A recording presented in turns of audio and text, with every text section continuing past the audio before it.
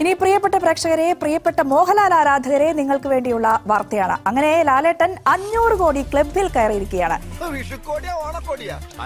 500 കോടി രൂപ. ഇനി ഒരു തിരിച്ചുവരവ് മോഹൻലാൽ ഉണ്ടാകില്ല എന്ന് പറഞ്ഞവർക്കുള്ള മറുപടി കൂടിയാണ്.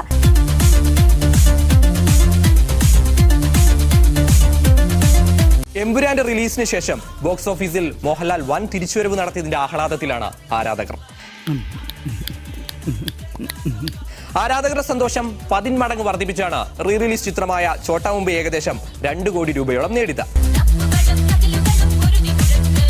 പല താരങ്ങളും 100 കോടിക്ക് മുകളിൽ കളക്ഷൻ നേടിയപ്പോൾ മലയാളത്തിന്റെ മോഹൻലാൽ എവിടെ പോയെന്ന ചോദ്യവുമായി ലാൽ ഹേറ്റേഴ്സ് എത്തിയിരുന്നു.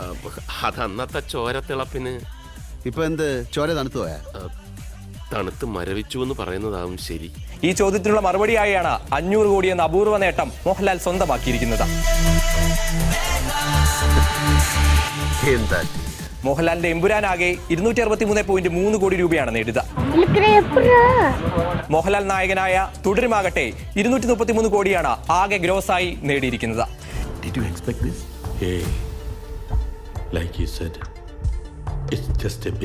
ഈ ചിത്രങ്ങളുടെ ഒപ്പം ചോട്ടാ മുംബൈ കൂടി ചേരുമ്പോഴാണ് 500 കോടി എന്ന പകിട്ട് മോഹൻലാലിനൊപ്പം ചേരുന്നത്. തലയെ ഞങ്ങൾ ചീത്താക്കിയിട്ടില്ല, ആരാധിച്ചിട്ടേ ഉള്ളൂ. ഈ തലയുടെ ഫാൻസാ ഞങ്ങള്.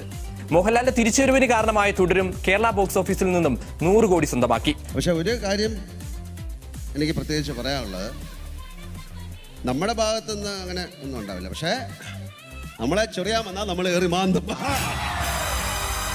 100 കോടി കേരളത്തിൽ നിന്നും സ്വന്തമാക്കുന്ന ആദ്യ ചിത്രവുമായി തുടരും.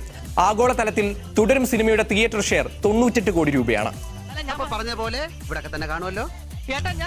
ഏട്ടനാണ് അത് മറക്കും.